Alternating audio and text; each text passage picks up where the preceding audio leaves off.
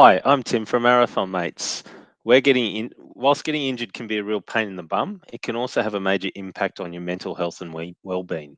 On this episode, we're going to talk about the impacts of running on your mental health and provide you with some of our tips and tricks to help you mentally deal with injuries that impact upon your running outputs. Are you ready to run? Let's go. Welcome to the thrilling world of the flying runner, brought to you by the Marathon Mates.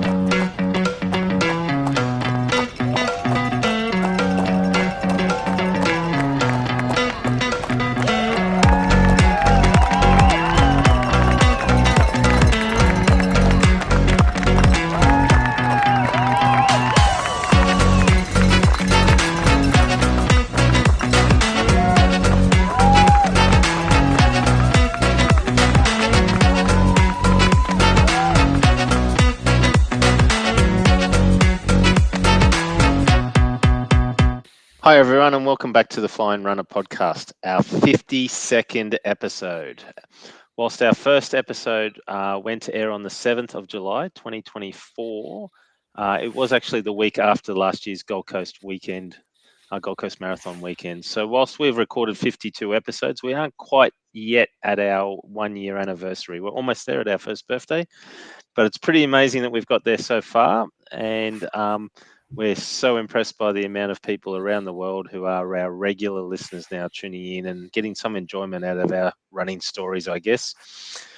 So if you have any suggestions on how we should celebrate our first birthday, we'd love to hear from you on our Facebook, Instagram, or Messenger social media services. So please get in touch. However, what we're here to talk about is mental health and well-being. So let's face it, no one enjoys getting injured, especially when those injuries can impact upon our running. We know that when injuries occur, it can have a massive impact on our mental health. So on this episode, we're going to talk about mental health and well-being and provide you with some tips on how to beat the blues when injury occurs. But before we do any of that, I'd love to welcome my marathon mates, Tara and Tony, who are joining me tonight. Now, before I say hello formally to you guys and before you guys jump in, I've got a couple of questions for you. One, if we had unlimited budgets and funds, how do you think we should celebrate our first birthday? Two, Gold Coast Marathon is next weekend. So how are you feeling about that? And are you ready for what's to come? And three, what have you been up to this week? I might start with you first, Tony. Unlimited budgets and funds, I reckon we would be awesome at organizing the inaugural, the very first Flying Runner Marathon that rotates every year in a different city around the world. And maybe we might start that journey in New Zealand somewhere, a nice city in New Zealand, and that is the way that we should celebrate our birthday each and every year. So if there's any rich benefactors out there, let us know. Yep, no, that sounds good. And I'm always one for free merch, obviously, so I reckon give out as much merchandise as we can with t-shirts and hats and everything labelled with the Flying Runner. That would be my ultimate dream, so that everyone can get free merch, because I like the free merch. So yeah, towels. Yeah. I think for me, it would be a massive party somewhere remote in the world and invite all of our key listeners to come and join us and just party on and have an epic time, I don't know, in some remote location of the world where we can just really get to know one another a bit better. But yeah, we don't have unlimited funds. No, we don't. Sorry, listeners. If we but I like do your idea. Yeah, but I do like your idea, Tony. I really do like the idea of having a marathon every year to celebrate our birthday and bringing everyone along for a run. Yeah, it sort of almost fits that the Gold Coast is that very same marathon, doesn't it? So that's it. So marathon's next weekend, Tony. How are you feeling about that? Yeah, good actually. We got out there on Saturday, and unlike the week before, really resilient, and the mindset was good. I wanted to get through at least 22. I knocked over 25. Sharon did 23. So I think we're in as good a shape as we can. A little bit surprised how sore my legs have been the last 2 days, but that's okay. Just a couple of days of slow walks and stretches and everything, and I'm starting to feel a little bit back to normal. But yeah, 2 weeks out, feeling good. I've got it in the back of my mind what I want to accomplish. So it didn't help one of the podcast I was listening to on the way home from work, Fuel for Your Soul, which is all about fueling and nutrition from the Believe in the Run team. We're talking about bonking during a marathon, and that's not what I wanted to hear. So I do not want to bonk, and I do not want to.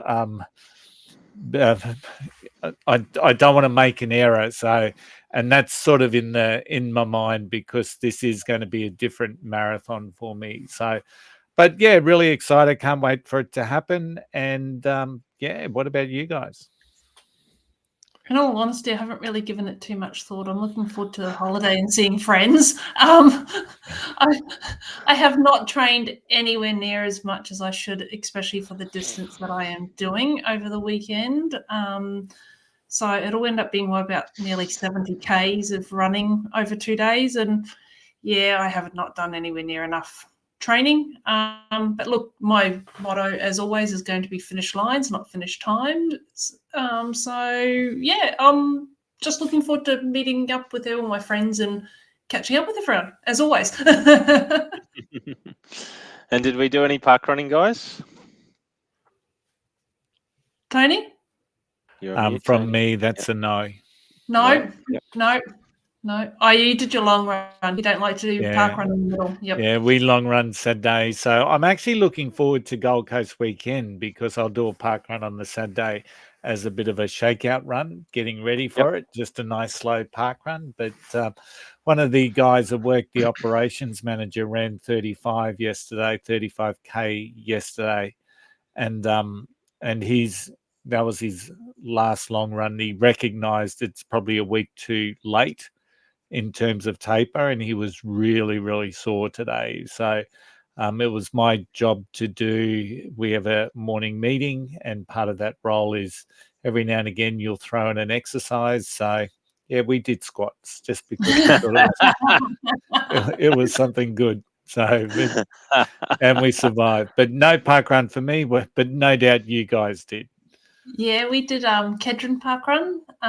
We arrived a little bit earlier than what we thought we were going to get there, and it was cold and drizzly, so we went for a bit of a 2K. It was either sit in the car or go for a warm-up run.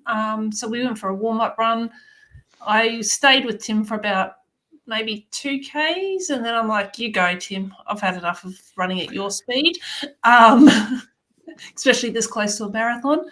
And I picked up a young girl and her dad who were running Sunshine Coast Marathon, or the 10K at Sunshine Coast.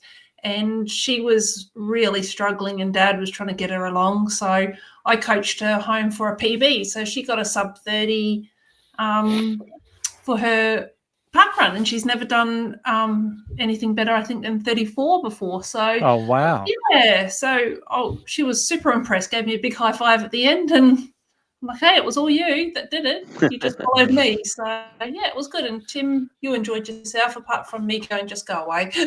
Yeah, took off after you. So I wasn't going at my pace. I was going at somewhere in between your pace and my pace, and took off from about 2Ks and yeah, just cruised through to 25 minutes. So 5-minute pace overall. So I was happy with that. And then yesterday, long run Sunday, I just wasn't feeling it. It was single digit temperatures.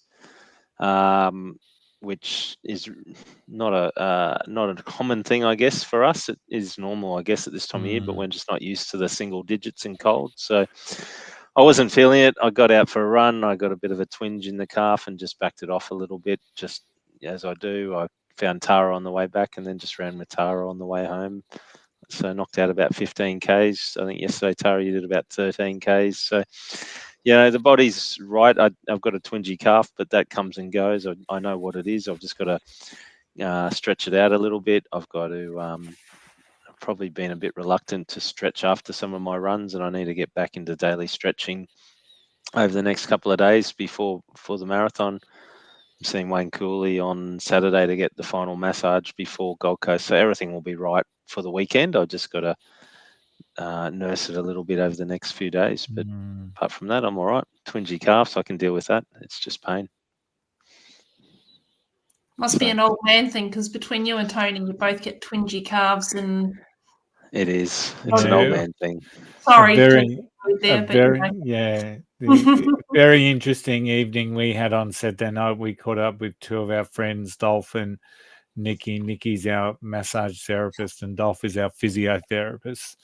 And I think and Nikki's doing the mass marathon in Paris, and I think I've got that close. She's a very shy young lady, but I think she'll come on the show once she gets back. They've got a 6 weeks holiday around the Paris Marathon, so it might be a little dated, but just you were talking last week about the logistics behind it, and there are some real logistics around it, and they're not good. There's a lot of apprehension. There's a Facebook group for Australians that are doing it.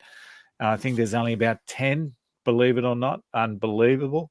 But looking forward to that. But as we always happens when I'm talking with Dolph, the story gets around the calves. And once they get back, he has tentatively agreed to come on the podcast and talk about how we build up strength in our calves. So that, and I'm sure we're not the only two in the world that have problems with our calves. Glutes and lower back, glutes and lower back strength is what you need to work on. And Dolph is a very dry humor, so I'm sure that the people will love it. Our listeners will love it. So that'll be good. Let's get him on. Yeah. All right, guys, thanks for that. Now it's that time of the week where we head to the news.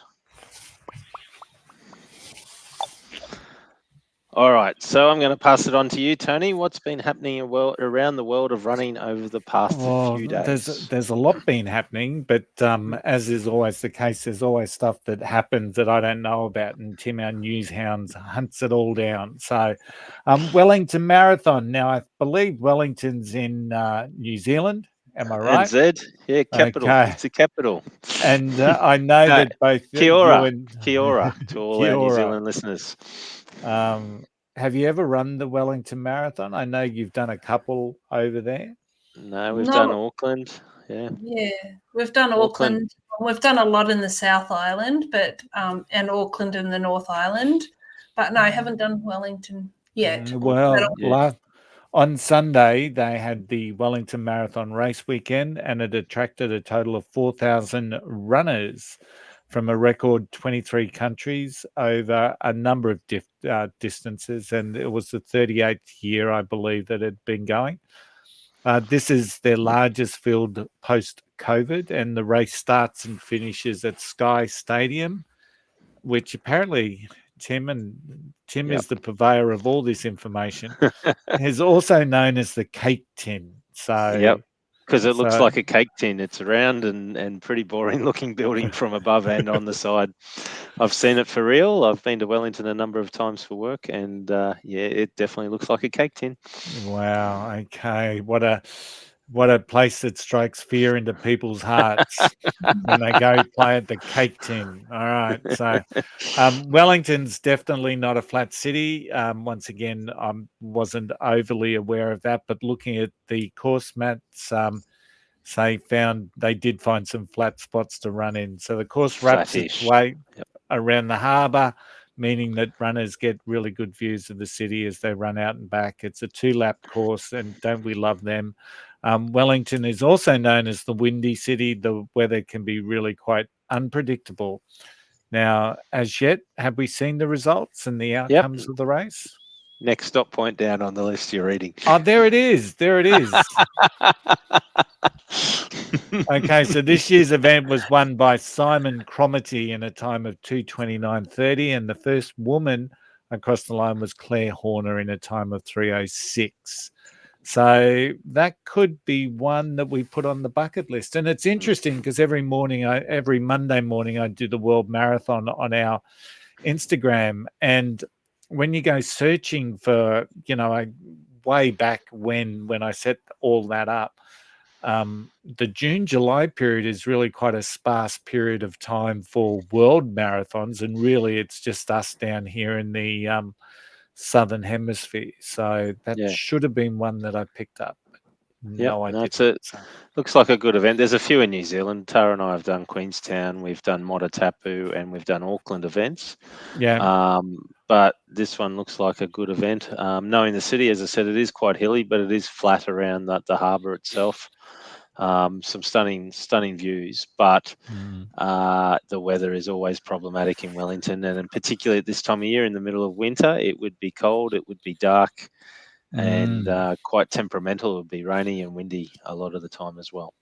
Yeah, no doubt. So might be one on the bucket list, or it may not. So depending on what your aversion of marathons is, it's there, and it sounds like a decent event. Now we've got a miracle cure for GI issues, and I think we've been talking GI issues now for a while, haven't we? So, and they're now finding that black currant extract. A new study is highlighting that the gut protecting powers of blackcurrant extract, and it could be the latest go-to remedy for those who suffer from gastrointestinal issues when running. So it may be as simple, they say, relief as popping a berry supplement prior to running. So researchers have found that more than 2/3 of recreational runners experience reduced symptoms of GI after taking a black currant extract. 92%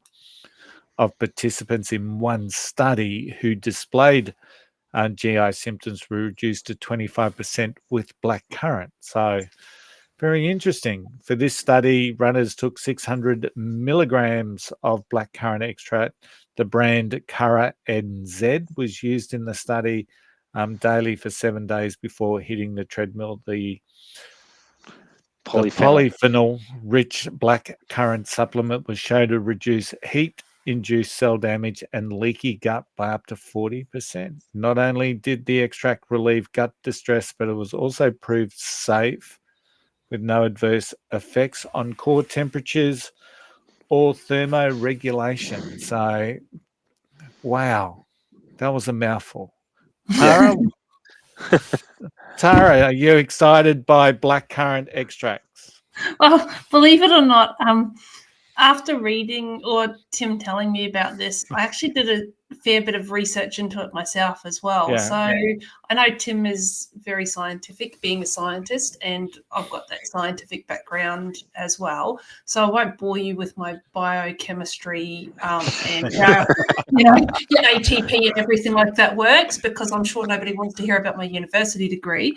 But I did an awful lot of study into this, and I have just ordered 4 boxes of this Currant NZ blackcurrant because it's different to normal blackcurrants. Like the New Zealand blackcurrants has got more of this. I can't even remember. Thank you. My brain has gone to sleep. It's Monday night and I haven't even been drinking. But it's got more of this chemical in it than any other blackcurrant. So I am going to give it a go, and I will give you a report back in a couple of weeks' time, because me with my GI issues, we all know how good that goes. Yeah, absolutely. So when I read the science and the paper behind it, they say a lot of gastro issues that people suffer are generally related to heat, and generally it's heat-induced gastro. So as your body and your core temperature's heating up, it leads to, as it says, that leaky gut and some cell damage in your gut, which leads to your GI playing up. Yeah. What this does is it sort of lines the stomach and creates an environment in there where the regulation is improved, and it doesn't lead to that sort of issue again. So it made sense when I read it. It was everything that Tara experiences when I've been running with her. It made sense to me. So yeah, as Tara says, she's going to be the guinea pig for us. All right. Not exactly cheap. I think, what was it, about $35 for a box of 30 tablets. So if you've got to take 2 tablets to give you the 600 mils, it gives you about 15 days. So, do it for 2 weeks and you get through a box essentially. But It might be something that you use for a training run, see how it goes, and then if it works, then you use it for races a couple of days before a race. Start taking it, and hopefully it all works on the day. Yeah, So look, the it's worth stats a don't try. lie. Yeah, the stats are impressive. That if it can reduce, people who are suffering from those issues by 2/3 of those people have reduced, gut issues.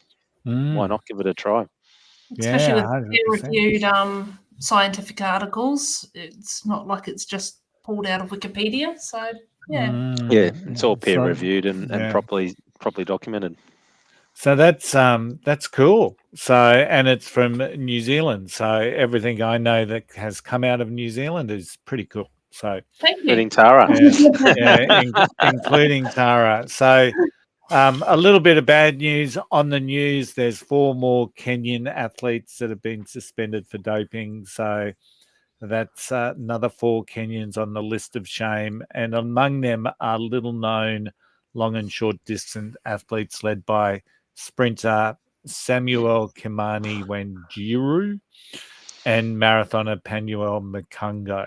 So the list of shame just keeps growing with Kenyan athletes, and it's really quite sad, and it does cast a bit of a shadow over the whole Kenyan athletics organisation. So there's 2 ways, I guess, that you can look at it, Tim and Tara. They're getting caught, so the system's working, or it's too little, too late. These athletes have been competing for some time.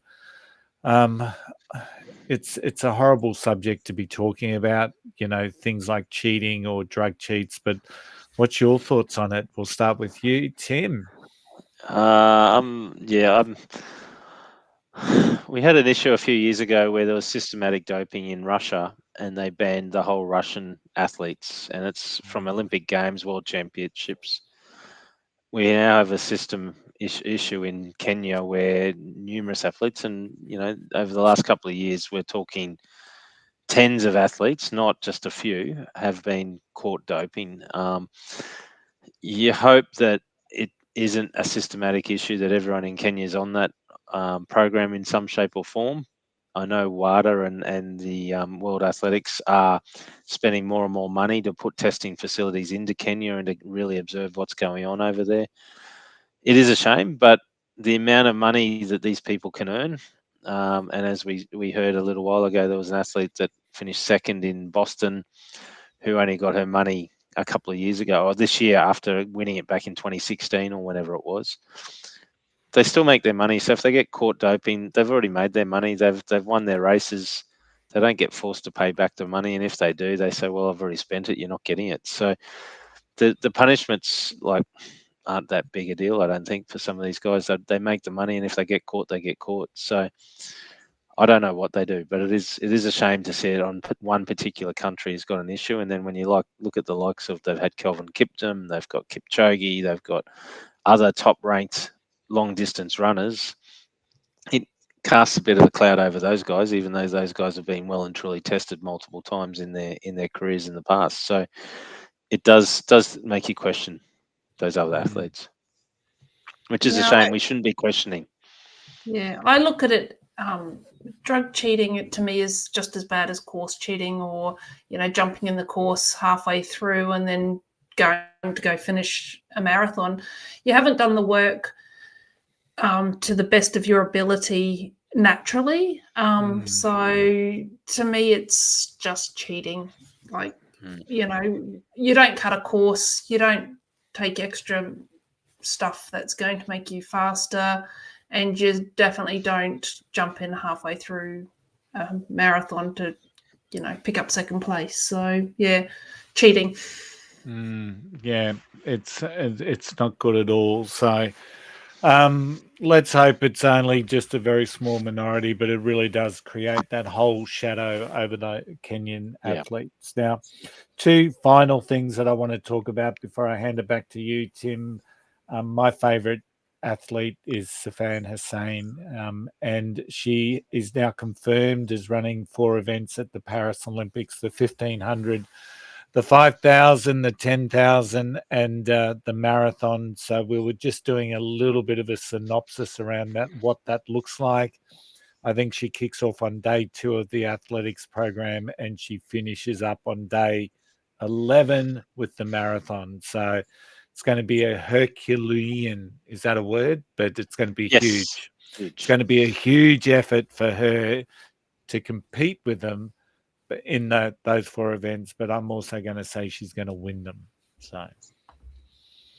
Yeah, she's running a fair distance in 10 days at top class levels. So I think we looked at it before. It was 3 1,500 meters events, heat, semi, and final. Then there's two 5,000 meters. So that's a heat and a final, 1 10,000 meters and 1 marathon. So you're looking at, what's that, 10, 20, 25 plus 42, so you're looking at 67 odd kilometres run in 11 days. So it's nothing. Tara and I are running that next weekend down the Gold Coast.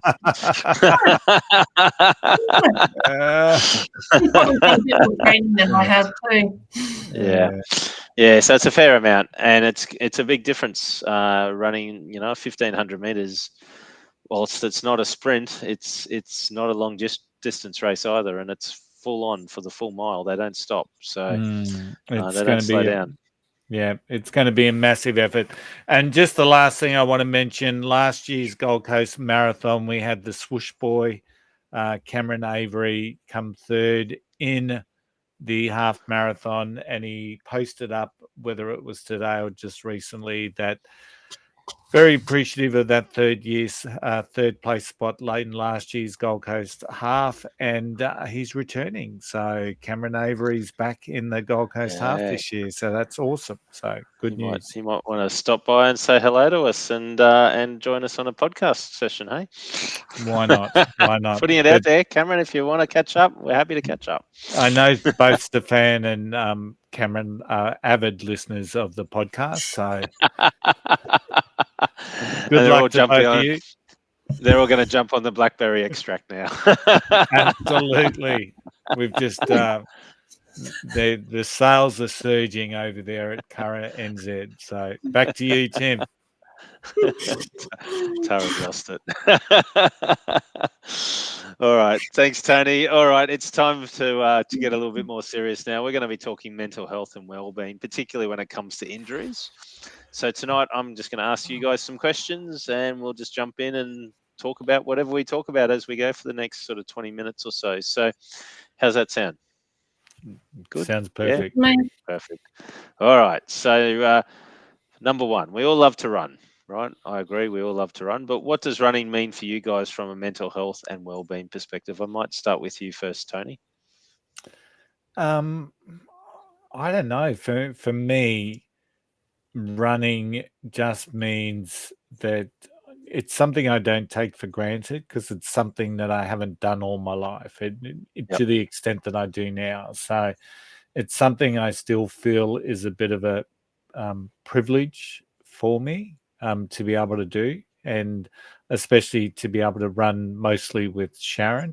But from a mental health and well-being space, there are days that I look forward to finishing work so I can go for a run, or you don't get up at 4:45 every morning to get out in the cold streets if it wasn't something that you enjoyed. But it really is, like, from my perspective, it's my time. So even when I'm with Sharon or running a park run with Tara and just talking all the time, it's still your space, and it's still you take in what you need.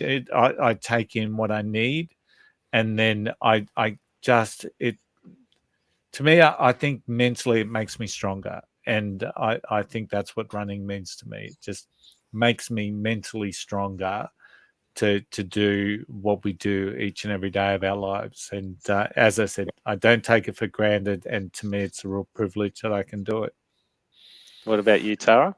Absolutely. I always, whenever I hear this sort of question, I always think back to the thing that you sent me many, many years ago, Tim, and it was a meme of a border collie, and pretty much you put me in that same category of if I don't go for a run every single day, I go a little bit crazy. So I do need to have that run. I need to get rid of that built up energy as well.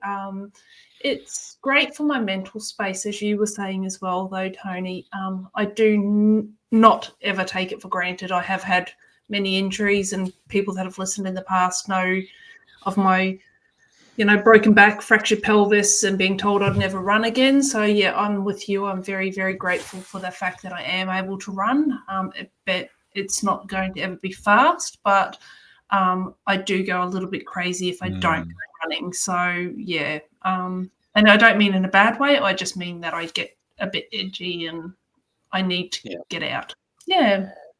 Yeah, I'm the same. I need that run. I need the endorphins. The endorphins give me that boost, and I find running gives me freedom to get away and just have my own time and my own space. Even though I might run with Tara beside me a lot of the time, it's still my time, as you sort of said, Tony, and it's something that I do that makes me happy. And if I'm happy, then I'm in a mentally good space. And obviously, at the end of the run, the endorphins are going, and I feel better for it. If I don't run and I get towards the end of the week, I get a little bit shirty, I guess, towards the end of the week. So running is good for me in a mental perspective. It's good for me in a health and well-being perspective as well. It's something that completes me, I guess, and makes me a bit more of an all-round nice person rather than somebody who's bottled up with a whole heap of stress and other things. It helps de-stress as well, which helps. I've Yeah. quite a stressful job, and today's one of those days where I've had a really stressful day on site, but I've been able to focus on the fact that I'll wake up and go for a run maybe tomorrow morning, or I'll do something else. But running helps me with all that.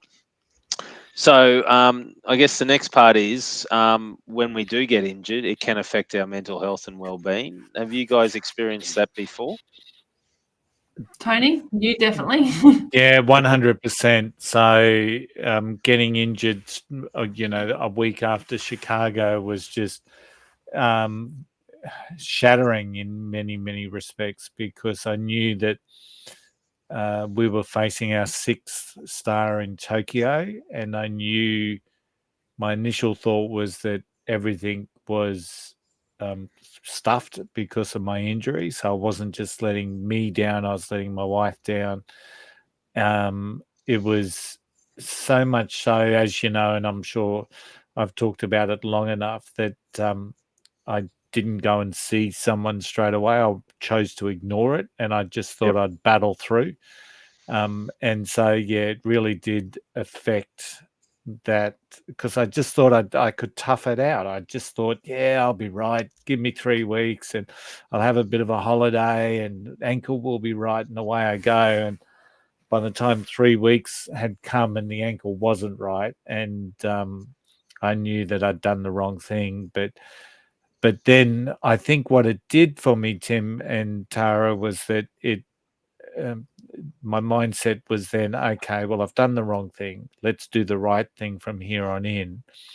And let's work as hard as I possibly can on what I can do to make sure that I'm going to be in the best possible shape. But yeah, not getting out seeing Sharon take off for runs on a weekend without me, her and Tim were running. That was probably the bit that affected me the most. Because, and while I'd laugh it off and say, yeah, you go out, and I'll jump on the bike and the exercise bike and get bored stupid. It was, but yeah, it was tough. It was tough. But the mindset was I had a really strong focus on Tokyo and getting into the best possible shape I could. But mentally, it was tough. But I think it made me stronger as well. So, Yep. What about you, Tara? Yeah, look, I'm 100% with you, Tony. As runners, I always say, listen to your body. Don't push it any further than you can. But we do stupid things for stupid reasons, and sometimes our end goal, sort of, we know what our end goal is, and we know how much mental health will be impacted if we don't get to that end goal. And I think any marathoner has to have a bit of a mental strength to them, where they are a little bit crazy to do exactly what you said. However, it isn't the right thing to do, but we have all done it. And I'm the first to admit that. Like, I am definitely the first to admit that I will do something stupid like that, because it does impact on my mental health if I can't run. I know at the moment my main focus is just to stay injury-free till the end of the year to make sure I can get Chicago and New York done. So and Niagara Falls. and Niagara Falls, of course, yes. And Sunshine Coast and Gold Coast. And Gold Coast and Jetty to Jetty, and I think we've got several others in there as well. But it's not just that. I do have that end goal that I really want to get to. And it would devastate me. It would absolutely devastate me if I couldn't get to that. And that's why I think I pushed through so hard on Boston as well, when, mental strength is one of those things that you need to. So it's all about coping strategies, which is probably our next subject, I guess, is it, Tim? Yeah.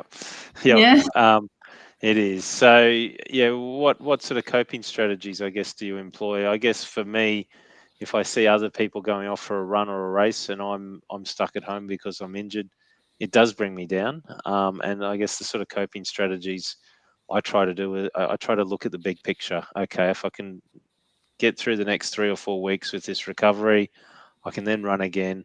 I can then run this plan. I can still make that race. I can still do this event. I can still do what I want to do.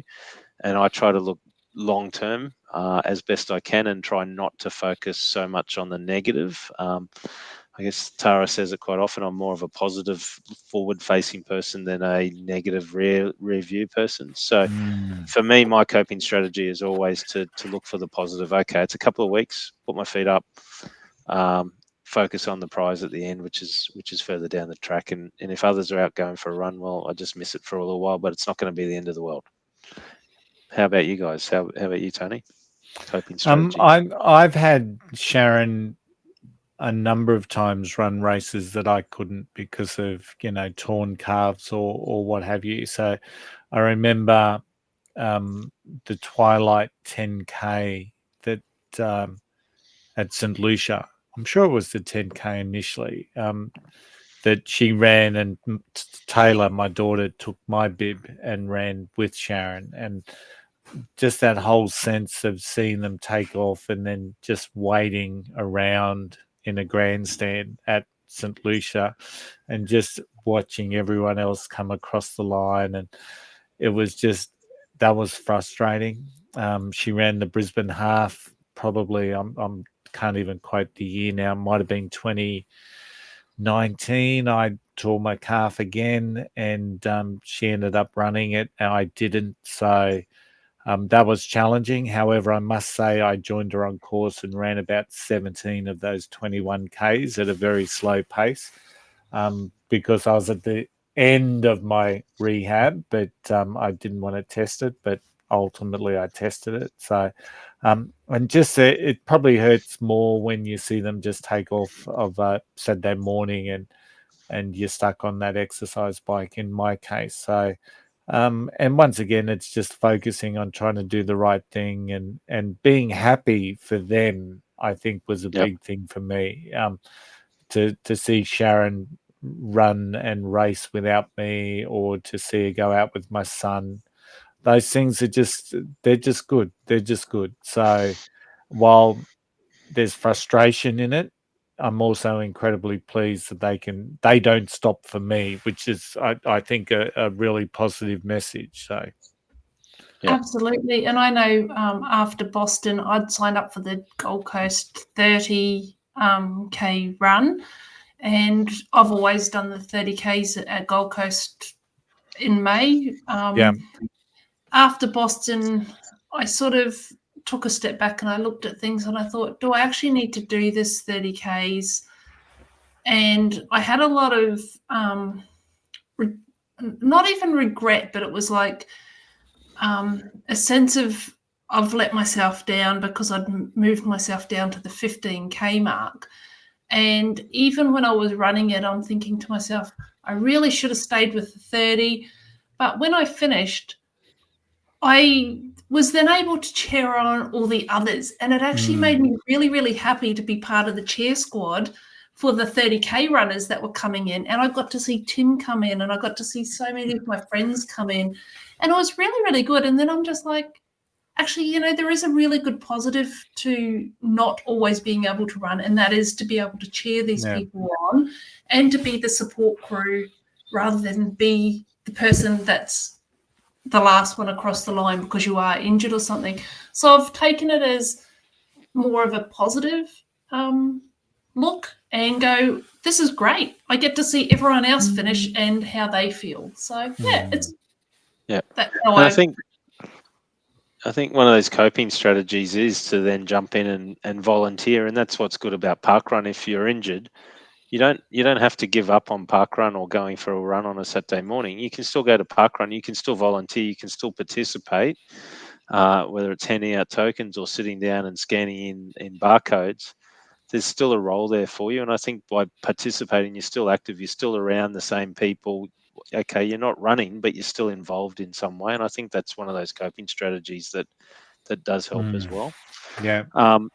Now we're all very fortunate. We both live and run with loved ones who are very supportive and understand running. But what sort of suggestions do you have for those who may not have someone in their life who's a runner, who may not understand the mental anguish that they might go through from time to time when they are injured? And I know personally, when I talk to non-running friends at work and I say that I've got this sort of a niggle or that sort of a strain or this sort of an issue with running, they're like, "Oh, we'll just quit," and or just stop. You know, they don't get it. So, what advice would you have for somebody who is injured but probably doesn't live with somebody who understands and is looking for some support or some sort of help or sympathy? I might go to you first, Tara.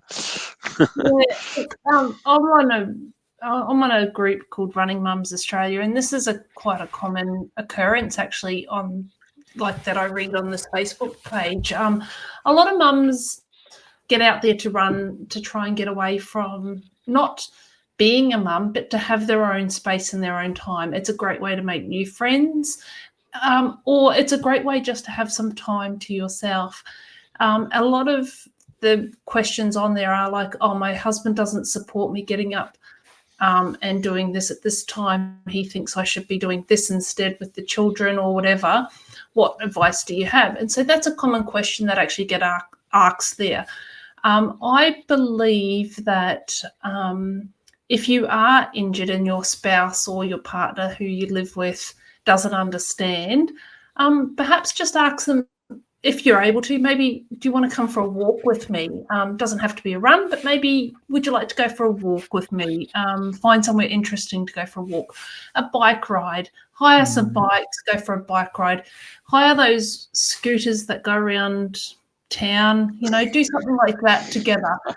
Yeah, look, I don't like the scooters, but look, if that's what it takes to get you out and about and join forces with each other, that might be the way to do it. Go for a movie. However, if you are in that position where you aren't injured and you want to be able to run, why not ask that other person to perhaps take the kids to the park and you just do laps around the park or something like that, and so they can see you all the time and you can say hi to them. I don't know. There's lots of other options that are available. Perhaps put the kids on the bike, the husband on the bike, or your wife on the bike and go that way. I believe the support from the person that you live with is very, very important, and understanding why you're doing what you're doing is really important, mentally and physically. So, yeah. What about you, Tony? Yeah, running can become a real obsession, I think. And if you don't have, you know, whether it's your partner or your loved one or you know people who run, I would imagine it would be really, really tough. And I think everything's just got to come back to why you do what you do. And I think if you don't have that support network around you, you've really got to tap internally to keep yourself motivated and focused if you're not getting that level of support. But yeah, that's a really tough one. I'm so grateful for the fact that I run with Sharon, and while we always joke that we're out there arguing with each other, it's still, we're not arguing at home, or we're not arguing in front of the beer, having a beer while we're watching telly. It's, we're out, we're being healthy, and we don't argue anywhere near as much as what I make out that we do. But it is a little bit of fun. But for those that don't have that support, I mean, there are a number of different ways that you can get it. And as Tara was saying, there's Facebook groups that for you, I've got no doubt that you would find a running community that you would feel very comfortable in, and it's just, you just got to invest some time and realize how important it is to have that support. Absolutely. Yeah, I know. I won't mention names because we've got the friends that actually listen here, and I don't want to put those people in a compromising position. But we've got friends that she was always a runner, or a bit of a runner, and Tim convinced her to do parkrun. Her husband was not really interested or into it, and she convinced him to come across and just volunteer and do a few bits and pieces, and he started doing it, and now he's into running just as much as what she is, because he's seen the community of parkrun, he's seen the community of the runners and how much everybody enjoys it, and is now off running marathons and stuff himself as well. So yeah, I think most of us are pretty friendly, happy people that, well, most of us are pretty friendly, happy people. Yeah. Yeah. So I guess, as you said, staying connected is a big thing, but so is goal setting as well, right? So how important is goal setting when you are injured, towards taking little steps back to the goal that you want? I mentioned before, I'm the sort of person that looks more long-term. I set my goal on the longer term. What about you guys? Are there things around goal setting that's important to you when you're injured? I think it's whatever the next goal is where you focus on, and I think the challenge that you have with injuries and goal setting is that you understand the rehab might be 6 weeks of full impact, and a lot of people may see that as the opportunity to goal set to get back running in 4 weeks.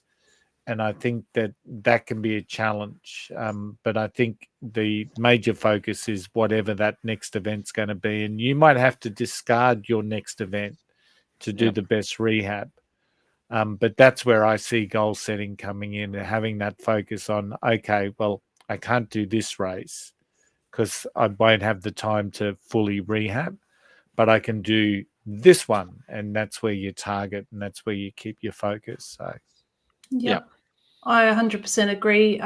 As I said before, I downgraded to the 15K at GC30 because I just didn't feel like my body was going to be able to cope with that. So that was one of my goals, was to make sure that my body was injury-free for the whole entire year. Downgraded.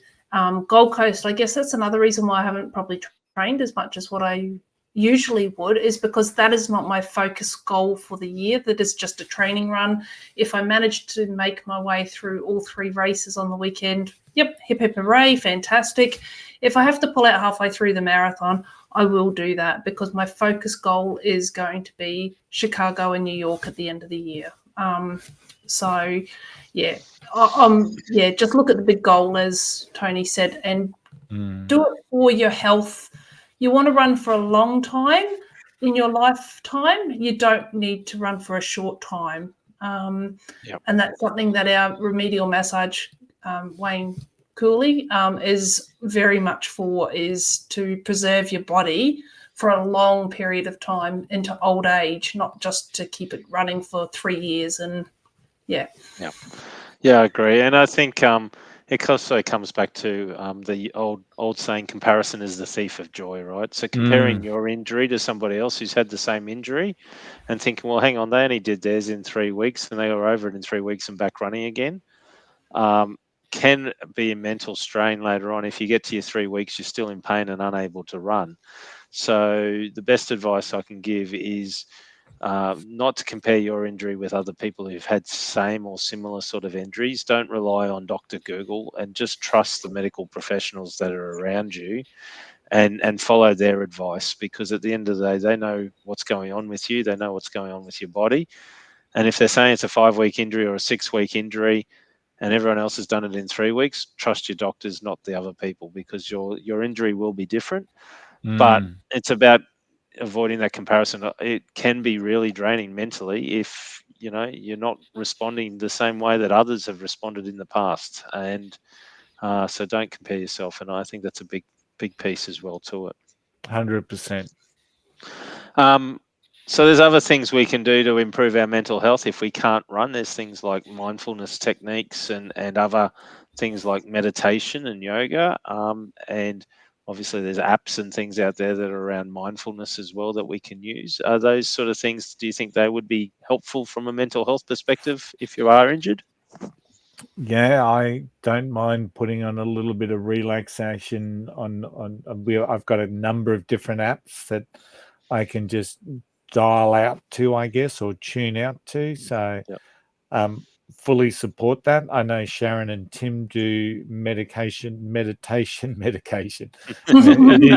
is their meditation yoga sessions on a Thursday night. So, and I've seen the benefits there. So I just think, there's a lot that you can be doing just to dial into yourself and tune out to the world, which really does help with your mindfulness. Yeah. And you guys? I agree. Deep breathing for me is a really big one, and focusing on getting that breath all the way into the bottom of my stomach and out again, and just spending a good 5 minutes of just focusing on my inner self. Yeah. And I know it sounds really weird, but I think of every breath in is bringing in all the lightness, and every breath out is taking away all the darkness. And I know that's inside my body, and I know that sounds really, really weird. My other really big thing that I do is, I know I'm a weird person, but my other really big thing is music. I really love music. I love to dance. I don't do it well, but I put music on a Sunday afternoon while I'm making and prepping food for the week, and I will have music on, and I just dance around the kitchen making food, and that's quite and that makes me really happy. So do what makes you happy. Don't forget about you, is what it comes down to. Yeah. Right. Yep. And I suppose cross training plays a part in that. If you can't run, keep the training going in a different way. We've talked about jumping on bikes, rowing machines, going for a swim. I would imagine they're all the same. I get the same benefit out of them. I'm getting my endorphins. I'm getting feel good time to myself. Is that how you guys feel as well? Cross training's beneficial? Well, it's definitely beneficial. I don't know if it gives you the same endorphins, but look, running to me, it does become a bit of a drug and an addiction. It's like everything, but yeah, I'm happy to be just moving. I'm grateful to move, so that's fine with me. Yeah. Yep. Cool. All right, I'm gonna wrap it up there. But I guess for all of our listeners, no matter what, it ain't weak to speak. So if you are injured and you are starting to struggle, the best thing I can recommend is that you do get some professional help, whether that's your general practitioner doctor, whether it's talking to a friend or a family member, or some other health practitioner. It is really important to get that help. Because once you start to decline with your health mentally, it can really drag you down and bring you down into some very deep and dark places at times as well. And I can also say that, it is normal, some of those feelings, that when you are injured, you're going to go through some minor bouts of, depression and sadness through those periods. So it isn't something that you should ignore. It's something you should actually seek to try and remedy. And as I said, it ain't weak to speak. So, if you do find yourself injured, or you find yourself in the blues, go and talk to somebody and get that help. But I think one of the key things, there's two key things, and one is make sure you're doing the right thing by you and your injury. So and that's got to be something that keeps your mind focused on what you need to do to get back running again.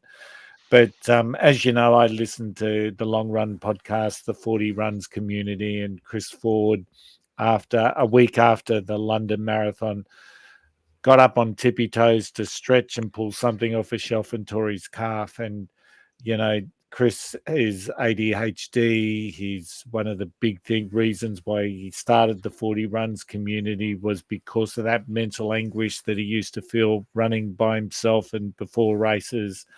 And a huge advocate for mental health. And it was interesting to hear a lot of the challenges that he faced going through that rehab with his calf, and the fact that he couldn't look after himself mentally. So one of the things he did do, which was a great little thing to hear, was that he really drove into some of those creative processes that they do with their videos and whatnot. So it gave him the time to actually unleash some creativity in another part of his life. So, you know, if that's something that helps you get through your injury, it certainly worked for 40. So yeah, absolutely. And look, we all trip and fall mentally. It's just a matter of how long do you stay down on the ground, or how quickly can you pull yourself back up again. And nobody wants to stay on the ground for too long. It's a cold, dark, lonely place down there. So the quicker you can pull yourself up, or have a friend that can even just give you a hand to pull yourself up, it's really, really important. And it is okay to have those down days. We all have them, but just don't stay down there. It's not a good place to stay, that's for sure. So I guess we're probably now about to wrap it up. So we'll get your tip. How does that sound, Tim? Yep. All right. Thanks, Tara. I will give you my tip. So my tip this week is that we all run for a reason. When we can't run because of an injury, we lose focus of that reason and the why bit of why we're running. When it happens, it affects our mental health, right? So I'm going to give you some stats here for Australia. These are common ones that I've rattled off a number of times over the years in my job and what I do. These are Australian statistics, but they are pretty consistent around the world. And the stats are this: 1 in 5 people, so about 20% of the population, will experience a mental health episode every year. 1 in 2 of us, so about 48% of us or 45% of us, will at some stage experience a mental health illness in our lifetime. So 1 in 2 of us will experience a mental health illness. 1 in 6 Australians are currently on antidepressants.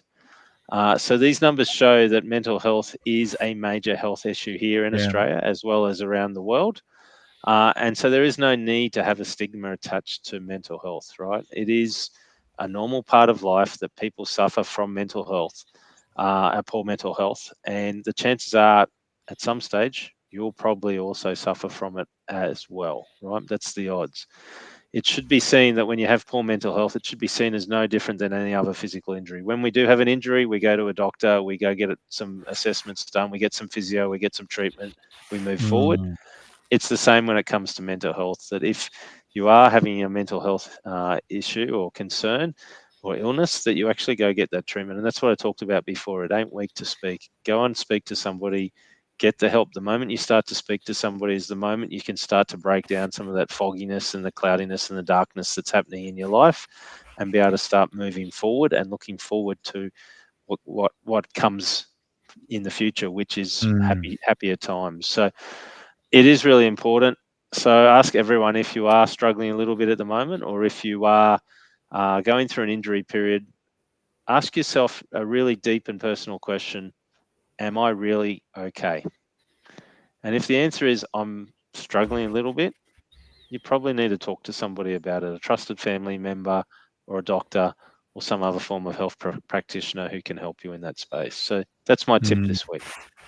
And great advice as usual, Tim. It certainly isn't weak to speak. So great tips.